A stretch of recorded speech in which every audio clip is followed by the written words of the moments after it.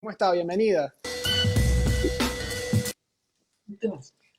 Ahora sí la Eh, escucho, bienvenida. ¿Cómo está? Muy bien, y tú, Ricardo, un saludo muy Bueno, aquí, cálido a ti y al programa Sin Filtro, que es tan visto por muchos y muchas, no solamente en Venezuela, sino en todas partes. sí señor. Ya 7:23 en Colombia. Hemos tenido algunos contratiempos acá con el tema del internet, pero bueno, bienvenida.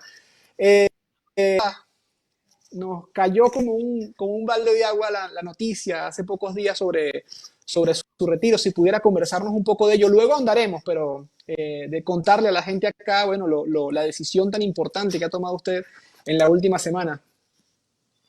A ver, Ricardo, yo dije que me retiraba de la política electoral aquí en Colombia, porque aquí no hay garantías, hay un sistema electoral absolutamente corrupto y fraudulento.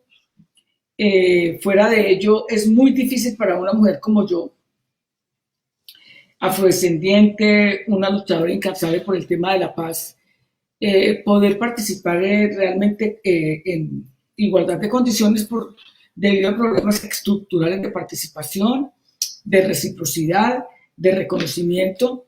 Y me puse a pensar que no valía la pena uno seguir ahí haciendo una especie de atletismo electoral, cuando lo más seguro era que no se podía ni siquiera aproximar a ganar. Pero además de ello, hubo una campaña de desprestigio muy fuerte contra mí, que pudo más esa campaña de desprestigio que la cantidad de propuestas que yo le hice al país, que no tuvieron ninguna audiencia, no pude hacer alianzas, no tuve capacidad de reconocimiento, pero a mí me desanimó muchísimo, no lo que la derecha dijera de mí, porque la derecha nunca iba a hablar bien de mí, la derecha no iba a decir Ujú. voten por Córdoba, no me iban a ayudar a recoger las firmas, sino que todos estos movimientos alternativos y de procedimientos supuestamente diferentes actuaron de la misma manera, utilitarista, pensando más en cómo hacían estratagemas electorales para poder ganar, y donde realmente no hubo ni apego a los principios, ni la solidaridad.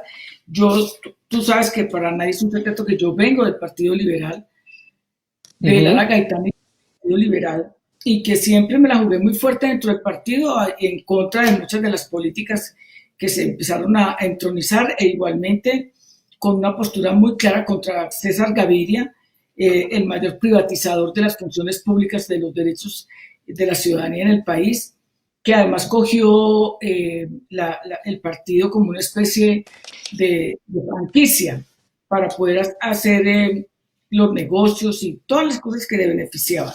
Yo me puse a ver que además yo no voy a salirme de la política como tal, yo voy a estar en el debate de las ideas, como decía el comandante Chávez, en el debate de las ideas, como decía el comandante Fidel Castro, pero yo creo que se necesitan mejores prácticas políticas, prácticas que además salgan de los cálculos electorales, y creo que es una posibilidad para reinventarme, para construir nuevos escenarios, para hacer una política que se parezca más a la vida de la gente, y en ese orden de ideas poder uno amar el país. Los que están pensando que yo me retiro de ese juego electoral, eh, pues hasta que aquí no haya un cambio de sistema electoral, un sistema tan corrupto, un sistema donde se compran los votos, donde tú puedes hacer un esfuerzo sobrehumano y no se ve reflejado en las urnas, sinceramente que no vale la pena, y uno a lo que se dedica es a insultar al uno, a insultar al otro, a adjetivizar, pero a hacer propuestas que la gente pueda recoger, pueda reconocer. Yo soy muy dialéctica, pero no soy ninguna Ujú. tonta que crea que me dicho que los gallos ponen huevos. No.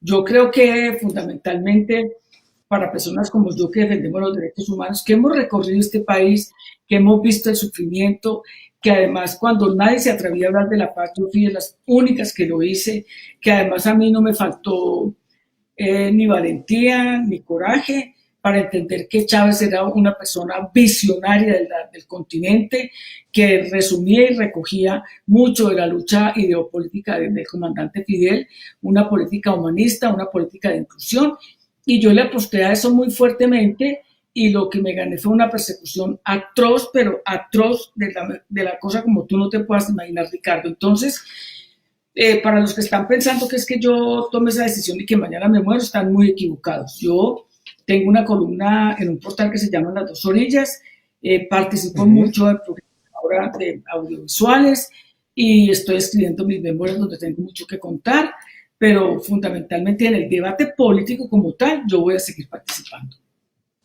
Bueno, y las puertas de Red Radio están abiertas para usted y su equipo de trabajo cuando lo deseen también. Acá desde este equipo audiovisual le mandamos un abrazo, bueno, y acompañamos esa decisión. Y qué bueno saber, ¿no? Que no abandona las calles, que no abandona la lucha social, sino que más bien, si tradujéramos un poco acá, sale de la lucha electoral partidista como tal. Pero me gustaría hablar un poco sobre lo que significa derechos humanos en Colombia, porque el caso del gobierno colombiano, por ejemplo, recuerdo, por tirar algo allí a la memoria, en el caso de la última Asamblea General de las Naciones Unidas, el señor Duque acusó a Venezuela de esconder grupos paramilitares, ¿no? Incluso utilizó algunas imágenes trucadas allí con un Photoshop muy barato, con un diseño bastante de escuela. Y resulta pues que es Colombia desde donde se prepara una guerra contra Venezuela, es Colombia desde donde se preparan grupos paramilitares o grupos irregulares para atacar a la población que piensa distinto. ¿Qué significa la democracia en Colombia en materia de derechos humanos? Hay la participación, ¿cómo se vive eso en el día a día, digamos, para esmenuzárselo a la gente, para que lo entiendan de manera muy sencilla y sin filtro? A ver, Ricardo, no es una postura desde mi oposición, sino que es una postura del conocimiento, de la experiencia durante muchos años.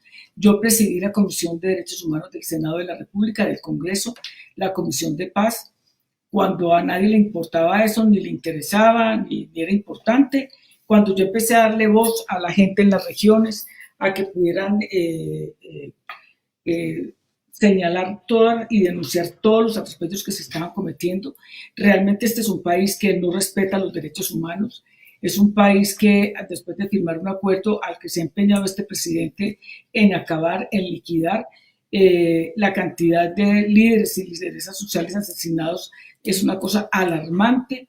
E igualmente muchos de los excombatientes, que yo creo que van llegando casi a los 200, es una política que viene entronizada desde sectores de la derecha que no quieren que en Colombia realmente se pueda acordar un acuerdo de paz incluyente, un acuerdo de paz que dé cuenta de las falencias tan impresionantes que se tienen en el país. Y más bien yo diría que quien vive una crisis humanitaria muy grave, muy profunda, es Colombia, con un agravante, y es que el gobierno no hace absolutamente nada por detener esto. El gobierno está más interesado en arrastrarse ante el gobierno de los Estados Unidos, concretamente de Trump, cada vez empleando estrategias manidas, buscando hacerle creer al mundo y a la opinión pública que la causa del problema es Venezuela y no que realmente aquí no hay una política de soberanía, de dignidad, de ser capaces de hacernos respetar y entender que además la Constitución colombiana en la primera parte, en la parte fundamental, prescribe que nosotros tenemos que trabajar por la unión latinoamericana sobre la base de la autodeterminación de cada país. Por eso, Doctora Piedad, ¿tenemos alguna cifra, digamos, en su estudio, en sus organizaciones, tenemos alguna cifra de la cantidad de compañeros que han sido asesinados? Otro dato interesante, por lo menos para nosotros, sería saber la cantidad de periodistas que han sido asesinados en Colombia, la cantidad de personas desplazadas. Digamos, ese detalle de cifras lo manejan ustedes como organizaciones. Sí, a ver, yo creo que en este momento nosotros pudiéramos decir que se maneja una cifra que es más o menos permanente de unos 5 o 6 millones de refugiados internos, que eso en cualquier lugar del mundo sería caótico. 5 o 6 millones de refugiados internos, o sea, gente que se desplaza de un lado al otro, que se supondría que después del acuerdo de paz esto se iba a acabar y lo que ha ocurrido es todo lo contrario. Fuera de ello, creo que es muy importante, Ricardo, expresar que llega casi a la cifra de 200 excombatientes durante este gobierno que han sido asesinados y quienes participaron en el proceso de paz, pero lo más grave es también la eliminación sistemática de líderes y lideresas sociales que en su gran mayoría tienen que ver con las juntas de acción comunal, tienen que ver con líderes que son o lideresas que son voceros de la comunidad, y en lo que va, no, creo no equivocarme, porque como la cifra aumenta todos los días, podemos estar en el orden de los 300, que es una cifra escandalosa. Aquí no pasa un solo día cuando no asesinan a uno o dos líderes, y estamos hablando, Ricardo, de lo que va corrido del año. Entonces, esta es una verdadera crisis humanitaria a la que no se le da respuesta.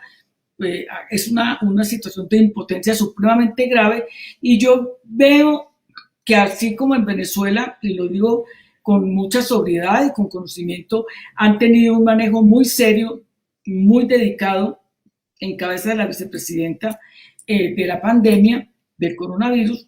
Aquí ha sido otra cosa muy diferente. Primero que todo, se ha quedado en pelota un sistema sanitario, un sistema de salud privatizado, que no da cuenta realmente de la atención a muchas de las personas que necesitarían tenerlo o que lo necesitan, y que hay regiones, que muchas de ellas son regiones aledañas a Venezuela, vecinas de Venezuela, y muchas regiones pobres del país, en unas condiciones que realmente no da posibilidad de atender la pandemia. O sea que la crisis humanitaria de Colombia es bastante grave. Lo que ocurre en muchos de los casos, Ricardo, es que lo que se han dedicado a hacer es a distraer la atención. El tema aquí es Venezuela, lo que les parezca que deben decir hoy, mañana, pasado mañana, y entonces mucha gente se deja llevar de eso, pero obviamente que lo que ha quedado al desnudo es una absoluta incapacidad de gobernar. Aquí no hay desgobierno, aquí lo que no hay es gobierno. Y eso es demasiado, demasiado grave. El gobierno, por ejemplo, en estos días anunció que había invertido como 122 billones, algo así, en la pandemia, y el Centro de Estudios de la Universidad Javeriana les contestó que no llegaban ni siquiera a los 4 billones de pesos. ¿Quiere decir esto? Que esto les ha servido. ¿Para qué, Ricardo? Les ha servido para hacer con la plata lo que quieran, gastársela en sus contratos y sus amigos. Les ha servido para mantener a la sociedad en un statu quo que no permita, por ejemplo, impedir que vendan Ecopetrol, que vendan a una de las empresas de energía más importantes como es ISA, que están tratando de vender las empresas del Estado, aprovechando esta inamovilidad que se da precisamente a partir de esto. O sea, la pandemia es una estrategia que les sirve a ellos para gobernar a sus antojos y para entregar a las multinacionales cada vez más los recursos de Colombia, y por el otro lado, en un acto de total sinvergüencería, mejor dicho, abrazarse a la doctrina Monroe para servirle al gobierno de los Estados Unidos, que considera que todos nosotros tenemos que entregarle los recursos, y obviamente que la joya de la corona es Venezuela, una nación riquísima, una nación que tomó la decisión durante todos estos 15 años o más de poner los recursos al servicio de la gente, y que por lo tanto ha habido una campaña que nos ha ganado, lo tenemos que reconocer en el campo internacional, y es una campaña muy bien manejada de desprestigio, una campaña de desinformación. En ninguna parte del mundo pudieran hacer lo que están haciendo ahora, o lo que hizo Inglaterra con el oro de Venezuela. Eso es infame, es inaudito, o lo que ha hecho Estados Unidos con Citgo, con todos los recursos que tenía Venezuela. Pero o lo que ocurre con monómeros, por ejemplo. Para allá iba. Entonces, y para acabar de completar, entonces este gobierno, es que eso es una vaina que es inaudita, se presta para que le roben a Venezuela monómeros, que es una empresa venezolana y que se la vendió además Álvaro Uribe Vélez a Chávez en su momento. Entonces, es una situación muy preocupante. Este país va a quedar de verdad en una crisis muy, muy, muy horrible. Una vez que, pues no sé, yo creo que ellos irán pasando la pandemia cuando ya hayan cumplido con todos los cometidos que tienen, y así como ellos dicen, tachan de dictadura a todo el que les da la gana. Aquí estamos viviendo una dictadura constitucional. Sí, y es lamentable cuando uno observa, ¿no?, la cifra de compañeros dirigentes sociales, de las organizaciones, que son aquellas personas que expresan una voz diferente, pues, a lo que dice el gobierno o a lo que dicen los medios de comunicación, y ocurren cosas como la de como la de la población de Tibu, pues que son 17 compañeros que fueron asesinados hace menos de 48 horas. Pero me gustaría hablar sobre el tema de la soberanía también, ¿no? Aprovechando la oportunidad que menciona que el gobierno de Colombia, bueno, ha fungido pues como una especie de punta de lanza para que vengan las transnacionales a robarse los recursos de América Latina y para actuar militarmente contra Venezuela. Pero me gustaría hablar más del tema en particular de la intervención de Estados Unidos en territorio colombiano, con las 7 bases militares, con las nuevas resoluciones que han implementado sobre el territorio colombiano, pero además hay una pugna interna en Colombia, según tengo entendido, para hacer frente a esta nueva incursión de los Estados Unidos. A ver, hablar de soberanía aquí es un chiste. Eso no existe. Y no existe además porque mandatarios como los últimos, incluido el señor Santos, que se haya hecho el acuerdo de paz, que lo dejó lleno de fisuras para que no se pudiera cumplir realmente, yo no creo que haya sido cosas que se salieron después, sino yo creo que hubo cosas muy pensadas para que no pudiera caminar el acuerdo. Hace mucho rato Colombia tiene una tradición de entreguismo. Recuerden, para no ir muy lejos, que nosotros perdimos el Istmo de Panamá. Panamá era de Colombia y es precisamente toda esa parte del sur del departamento del Chocó en el Pacífico que obviamente conectaba y que uno de los presidentes de ese entonces que se dedicó a escribir poesía tranquilamente le entregó el Istmo de Panamá a los Estados Unidos, o sea, es decir, le entrega un lugar estratégico para todo lo que requería y ha requerido Estados Unidos. Prueba de ello es que sin estar uno de acuerdo con cosas que hizo Noriega, por eso fue tan fácil sacarlo de allá, llevárselo sin que nadie diera un brinco. Aquí no existe la soberanía, porque aquí hay un problema muy serio, es que aquí no hay nacionalismo, aquí no hay patriotismo, aquí no hay conciencia de nación, no hay conciencia de país. Por eso es tan supremamente fácil que todas esas noticias que cunden, que desinforman, la gente de los sectores más populares sea la que más las defienda. Y eso explica en mucho una votación, de todas maneras, significativa del señor Álvaro Uribe Vélez. Pero aquí yo creo que nunca en los últimos años había habido un entreguismo de tal naturaleza como la que ha hecho el señor Duque. No, es inadmisible, es impresentable, es vergonzosa, porque él aquí no hace respetar la soberanía. Aquí cada que les da la gana viene un señor de allá de Estados Unidos, o el vicepresidente, o el jefe del Departamento de Estado, o el que le dé la gana y viene aquí y da órdenes. Aquí fue muy dura la lucha que dimos contra las bases militares, que se tuvo que pronunciar la Corte Constitucional, dando la orden de que se tenían que levantar, pero volvieron y aparecieron esas bases militares. Y ahora, con un grupo de soldados, de militares gringos, que inclusive la Corte, algunos juristas importantes del país se han expresado, y eso no tiene uno que ser súper abogado. La Constitución reza que para que puedan entrar tropas extranjeras al país o declararle la guerra a otra nación, tiene que ser con el visto bueno del Congreso.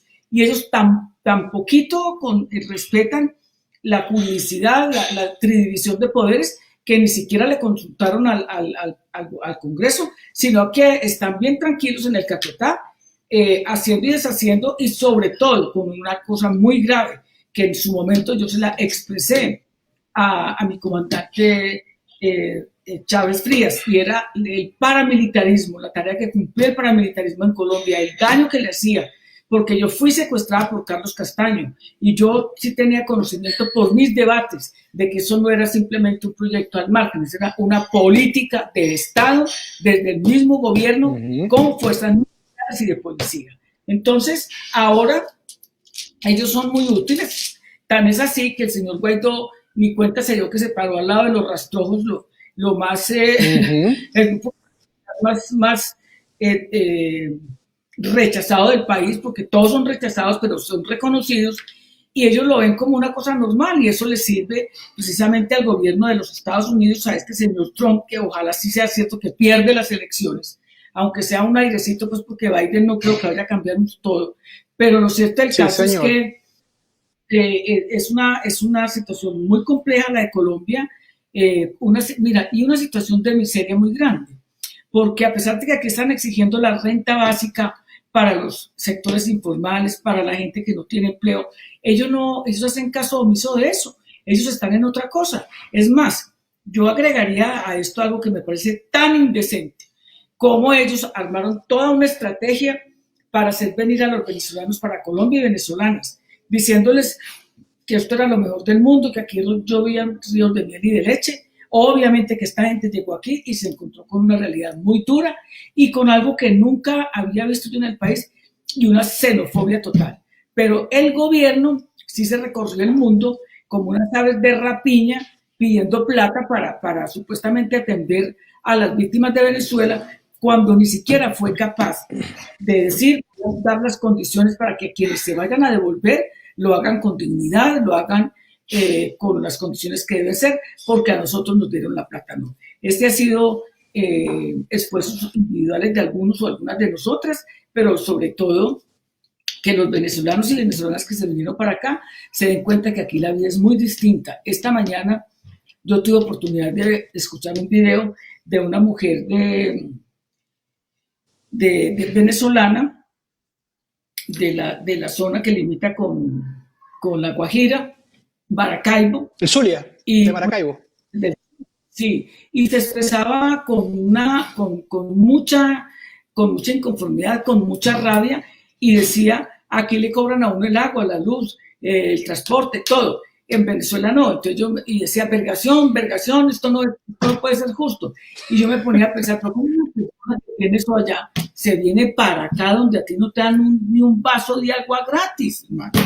Y se viene para una zona que es de las más deprimidas del país, La Guajira, llena de oro, llena de petróleo, llena de riqueza. O sea, son dos modelos, que es lo que la gente tiene que entender. Son dos modelos contrapuestos. Uno impuesto por las multinacionales en Colombia, por el sistema financiero, que es ese modelo neoliberal, que profundiza las desigualdades, y una lucha constante por un modelo que trata de humanizar, de colocar los recursos al servicio de la gente, con unas ametralladoras de nuevo cuño que son medios de comunicación.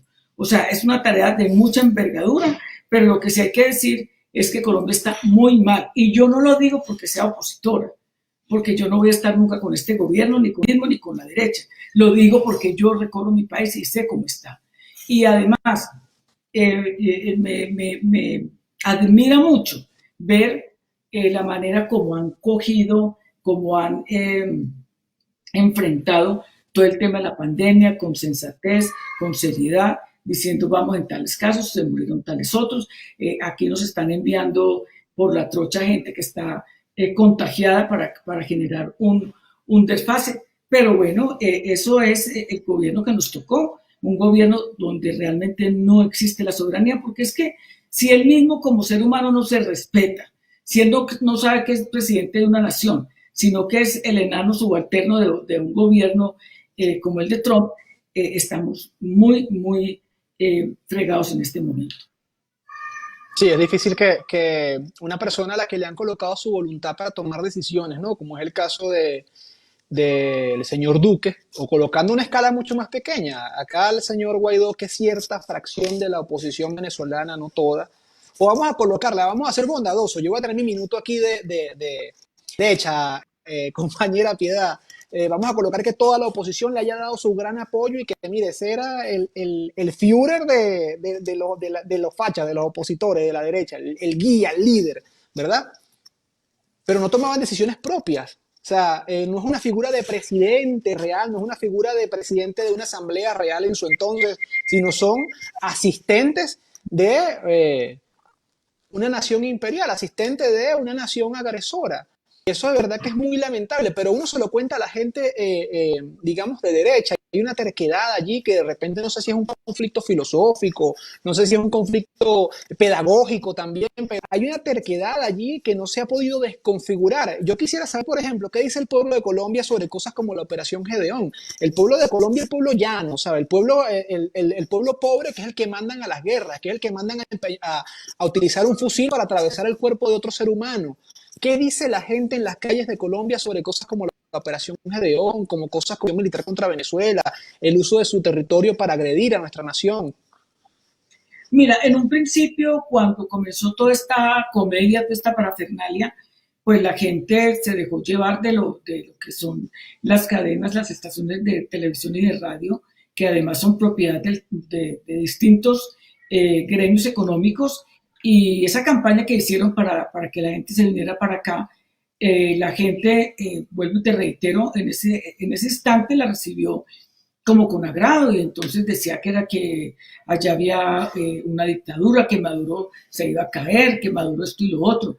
Pero con el transcurso del tiempo, cuando entre otras cosas la gente de Venezuela y la gente del país se dan cuenta que es que no es para nadie, es que este modelo no da para que la gente pueda decir, me busco un empleo allí, me busco un empleo allá. Lo que hicieron fue usufructuar de la peor manera la mano de obra de venezolanas y venezolanos, pagándoles la mitad del salario mínimo, mejor dicho, aprovechándose de la manera más vulgar. La gente, infortunadamente, que eso por el analfabetismo político que hay en el pueblo colombiano, no sabe qué es la Operación Gedeón. La Operación Gedeón puede pasar para ellos que es un santo de la Biblia, no que es una operación montada por el ejército colombiano, y no por el ejército, por el establecimiento colombiano, para hacer todo lo que hicieron. Entonces, en ese orden de ideas falta mucha capacidad de opinión crítica, de información, y diría yo, porque además no hay un medio poderoso. Nosotros dependemos de Caracol, de RCN, bueno, de esos medios de comunicación, pero no hay un medio alternativo, escasamente Noticias 1, que podamos nosotros decir que da otra versión de los hechos. Pero hay una gran unanimidad, y a mí eso me duele, porque hay gente que es capaz, que es consciente, contra Nicolás, contra Venezuela, con el argumento de que es un tirano, pero aquí pasa de todo y no hay absolutamente nada. Por eso te decía yo, una cosa es que yo me retire de una contienda electoral, que es una trampa, y que otra cosa es que yo siga opinando sobre los temas, escribiendo, debatiendo, recorriendo el país, generando con argumentos y con contenidos para que la gente tenga la capacidad y la posibilidad de saber que lo más importante que tiene que haber en el país es realmente una transformación a fondo, como la ha vivido Venezuela, gústele al que le guste, como la ha vivido Ecuador. Ecuador ahorita, después de las elecciones, va a perder las elecciones el señor Lenín Moreno, que es un traidor, como va a pasar en Brasil, porque la gente tuvo la oportunidad de apreciar lo que se hizo cuando Dilma y cuando Lula, sacar 7 millones de la pobreza no es cualquier cosa. Y lo mismo ha pasado en Argentina, o sea, que no van a volver a hacer lo mismo. Nosotros no hemos podido dar ese paso, Ricardo. No lo hemos podido dar. Ha sido muy difícil. Y una de las razones por las cuales no lo hemos podido dar es porque la izquierda de nosotros es una izquierda mezquina, es una izquierda muy cobarde, es una izquierda que no es capaz de, en un momento determinado, por ejemplo, cuando pretenden invadir a Venezuela, sacar declaraciones contundentes, son por los lados, por los meandros, y no diciendo que realmente hay una utilización del territorio colombiano con el presidente a la cabeza para entrenar paramilitares e invadir y asesinar al presidente de una república hermana. Eso no admite vueltas, eso no admite palabras adulcoradas, sino que es lo que es. Y lo que debería pensar toda la alternatividad del país es que a nosotros tampoco nos van a dejar llegar. Aquí ya hay demasiado recorrido infortunado, han matado todos los candidatos posibles presidentes de la República, sí, han asesinado a los líderes en las regiones, ahora están matando líderes que podrían en un momento determinado generar acumulación de poder, generar organización con la posibilidad, y esta pandemia está haciendo realmente, lamentablemente, el favor de que, debilitando a los alcaldes locales, puedan volver a ganar el poder. Así de sencillo, Ricardo. Sí, señor. Sí, es allí donde el sistema se fortalece, ¿no? En ese tipo de crisis. Pero quiero ir ahora con el tema, porque acaba de dar con respecto a cómo se ha comportado la izquierda y cómo se ha comportado la derecha. En relación a su retiro, usted planteó que el señor Álvaro Uribe debería retirarse también de la política, pero a su vez en la misma lista colocó a el señor Gustavo Petro. ¿Qué tienen en común Álvaro Uribe y Gustavo Petro que deberían retirarse? Es una de esas preguntas sin filtro de la noche de hoy. ¿Cómo se Uribe y a Gustavo Petro en la misma lista, compañera Piedad Córdoba? A ver, Ricardo, yo creo que lo que ha pasado además es que ellos tienen totalmente secuestrado el debate político del país. Okay. No hay ninguna, fuera de ellos no hay salvación. Y además de ello, hay una cosa que es muy importante, la derecha se une, la derecha sabe qué está haciendo, la derecha sabe para dónde va. A la derecha lo cogió desinformado quién era Guaidó y realmente qué peso tenía, y al principio esto era un carnaval, al punto de que el presidente es tan sin calzones que para poderle mandar una foto o un video a su jefe Trump, entonces lo recibe una vez en la alfombra roja, un domingo donde nadie estaba ni en la calle, ni estaba en ninguna parte, sino que le necesitaba mandar la foto. Y esos son debates que se tienen que dar. Entonces la izquierda, ¿qué ha hecho? Se ha hecho el de la oreja mocha con el presidente Maduro. Y los que no se han hecho, se han dado a la tarea de despotricar de lo que está pasando en Venezuela. A mí, Ricardo, que me diga un partidario de la derecha, que lo puedo decir porque además nos hablamos y de todo, Fabio Valencia, que es que en Venezuela esto y aquello, que nosotros estamos de acuerdo, que nosotros, está bien, usted es de derecha, pero que un personaje dirigente de la izquierda no sepa que es un bloqueo a una nación, que un dirigente de la izquierda no sepa de qué manera ha habido antecedentes. Aquí mataron a Gaitán, maestro, aquí mataron a Gaitán cuando tenía toda la posibilidad de ser presidente y se unió toda la derecha, liberal conservadora, que es la misma cosa, para impedir el paso. Y es lo que yo estoy diciendo ahora. Hombre, hagámonos a un lado. Dejemos que el debate sea limpio, que el debate sea claro. Yo, por ejemplo, y no lo digo porque tenga, a pesar de que él dice que conmigo no se puede juntar porque yo le quito popularidad y que le quito imagen por el tema de la FARC y no sé cuántas. Pero, hombre, si uno, como dirigente de izquierda, le da miedo, y pues puta, me da mucha rabia, me perdono la expresión, decir... Esto es sin filtro, no se espérate, tranquila. Lo que ha significado para Cuba, el bloqueo, lo que ha significado para Venezuela, lo que significó para Allende, hermano. Entonces, si esa es la gente que supuestamente va a haber un cambio, aquí no hay nada que hacer. Yo no estoy diciendo que no hayan estrategias, que no hayan tácticas, pero hay momentos en que realmente uno aspiraría a otra cosa. Entonces yo veo que los dos terminan defendiendo lo mismo y que nosotros nos pasamos todo el día, a las 6 prende uno el teléfono, entonces está, Petro insulta a Uribe, Uribe insulta a Petro, los dos se insultan. Entonces la canción de moda, porque aquí ya no hay himno nacional, es una canción de Celia Cruz que se llama Tongo le dio a Borondongo, Borondongo le dio a Bernabé, ese es el himno nacional. Perdone. Sí, no, y es lamentable la postura ilógica, la denuncia sobre el caso del señor Petro, ¿no? Donde a él intentaron asesinarle en su campaña. Le pegaron un disparo en el vidrio de donde él iba sentado. Y ahora por la calle del medio se puede meter cualquiera de la derecha. Porque si Petro fuera un tipo como vea, hombre, yo no es que a mí me critican mucho el apoyo a Nicolás. Yo a Nicolás lo quiero mucho. Y lo dije en las entrevistas del viernes cuando me llamaron. Yo lo quiero mucho porque yo lo conozco personalmente. Es decir, no es que me sentí un día, es que yo conviví mucho tiempo con Nicolás cuando las liberaciones. Yo conocí al ser humano. Yo conocí a esa persona que en medio de los dolores más espantosos de la columna era incapaz de irse a acostar. Yo conocí a un ser humano que con toda largueza y generosidad hizo lo posible con instrucciones del presidente Chávez para lograr la paz de Colombia. Yo conocí a una persona que le ha tocado muy difícil, y que le ha tocado realmente enfrentar situaciones que pues nadie se esperaría y está ahí al lado del mástil. Entonces, a mí me molesta mucho que para congraciarse digan que no, que es que no sabe de economía. Pues yo tampoco sé de economía. Yo no sé hacer empanadas, pero sí sé dónde las venden bien y buenas. Entonces, uno se asesora, uno un poco que sabe, y tampoco es ningún pendejo, pues como para no saber cuál es su país, cuál es su tierra Sí, y qué es lo que señor. requiere. Es ¿De como dónde no lo viene pueden, y para dónde va? sí, cómo no lo pueden defender, cómo no pueden saber toda la arremetida. A mí me indigna ver que les robaron la plata, el oro en Inglaterra. Me parece detestable eso, detestable. Entonces, por eso yo no creo que eso sea lo más conducente para el país. No tengo nostalgia.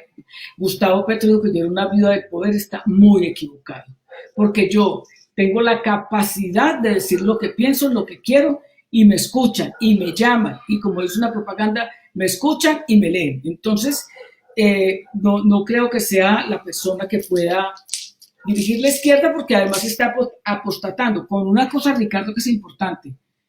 Yo llegué en el 91 con él a la Cámara. Luego se enloquecieron todos y se lanzaron todos al Senado, se hundieron. Pero el presidente Pastrana, el de los más godos, lo nombra a él en una misión diplomática en Europa, donde estuvo un tiempo. Luego viene al país y se lanza de senador y sale. Y hizo todo lo que él quiso. Y luego se lanza a la alcaldía con el apoyo de muchísima gente y sale. Y luego se lanza a la presidencia y saca una votación que no es toda de él, pues para que él tampoco coma carreta. Mucha gente que estaba en contra de Duque no votó por él, no votó por Duque y votó por él. Entonces, ha sido una persona muy afortunada en medio de todo en la política, Ricardo.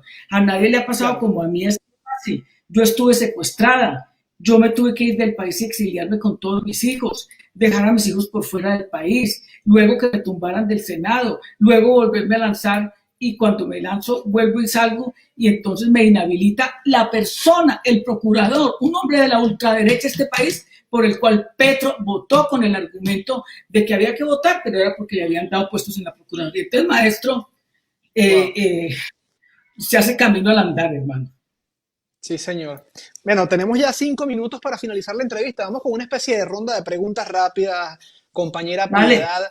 Por allí por las redes sociales la gente lanza y lanza y lanza y bueno, y cuando uno hace revolución siempre le tiran de todo, ¿no? A un árbol que no da fruto nadie le lanza piedra, dice aquel refrán popular. Sobre el caso de Alex Saab, doctora, ¿qué información maneja? ¿Conoció a Alex Saab? ¿Tiene algo que ver? Usted se tomó un whisky, un vino o algo allí, por favor, comuníquelo, expréselo acá a las cámaras de Red Radio. no, Ricardo, lo puedo decir con toda tranquilidad y te voy a contar cómo lo conocí para aprovechar los 5 minutos. Yo lo conocí en la última campaña de Horacio Serpa Uribe en Barranquilla, en un almuerzo.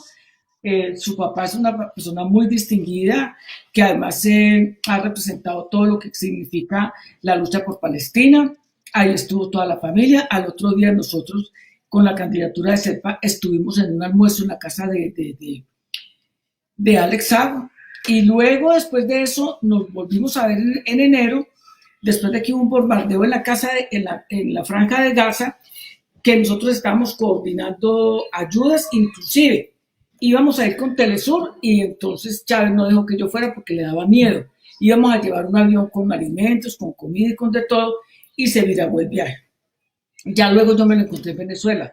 Yo creo que tú coincides en esto conmigo. En Venezuela hay una colonia palestina poderosa y fuerte. O sea, no es que yo llegué y le dije, vale, les presento al señor del Traqui Traqui o les presento a yo no sé quién. No, yo no tengo, y lo puedo decir con toda tranquilidad, porque hay algo que para mí es muy importante y es la dignidad. Yo no tengo ni un contrato, ni un negocio, ni un convenio. Jamás me he montado en sus aviones. Jamás he hecho ningún contrato, ningún convenio, ningún negocio con nadie, inclusive diferente a él. Y eso lo puede decir tranquilamente el gobierno. Yo no sé quién es el señor Pulido, obvio. Es que es más fácil decir que Piedad Córdoba era amiga de Alex Saab para poder coger y volver nada a Nicolás y volverme nada a mí. Pero yo estoy Sí, tranquila señor. porque pues, yo no estaría corriendo, escondida, metida bajo la cama de Nicolás porque me van a coger los contratos. Yo tengo nada, nada es nada, nada es nada. Y todo eso me lo montó esa Segunda, señora que, ajá, segunda esa señora, pregunta. miren, ¿Usted es amiga de Nicolás Maduro? ¿Se considera amiga de Nicolás Maduro, panita, panita, hermana? O sea, como bien nos mencionó, ¿conoció al ser humano? Yo sí, es mi pana, es mi... ¿Qué error es, considera usted que ha tenido el presidente? ¿Qué mensaje de amigo le daría donde debamos hacer una reflexión nosotros como revolución, como pueblo, como gobierno, al presidente Nicolás Maduro? a ver, a mí me queda muy difícil decir eso porque es que es una situación muy difícil, Ricardo. Es una situación que se reedita después de muchos años, de 60 años de lo que pasó en Cuba. Entonces no es lo mismo Cuba que Venezuela, una nación rica, una nación geoestratégicamente bien situada y con una arremetida tan violenta, tan violenta, tan violenta que está viviendo. ¿Sabe qué más bien se le diría por la positiva? Que ha logrado unir a todo el mundo alrededor del proyecto. No es alrededor de la figura de Nicolás, es alrededor de la propuesta, es alrededor del proyecto. Unas fuerzas militares, unas fuerzas armadas militares y de policía defendiendo el proyecto, hombre, no es defendiendo el negocio, es defendiendo el proyecto. Entonces, todos los que somos amigos de Nicolás somos corruptos, somos negociantes, somos unos parias, somos no sé qué, y eso no es cierto, eso no es No, cierto. pero los de Uribe son fundadores de la iglesia. Ah, no, no, no, no, no, no, no. Mejor dicho, el Papa en calzoncillos, pues. Sí, señor. El bebé de la marca Herbert es parte ¿cómo se llama? De la corriente política de Uribe también. O sea, es puro bebé de pecho. Por, por último, a ver, la tenía allí, pero entre la cosa. Vamos, doctora Piedad Córdoba. Esta pregunta me la mandó a hacer un compañero de Jorge Ventura del movimiento de acá de colombianos en Venezuela. También forma parte del equipo de Zurda Conducta.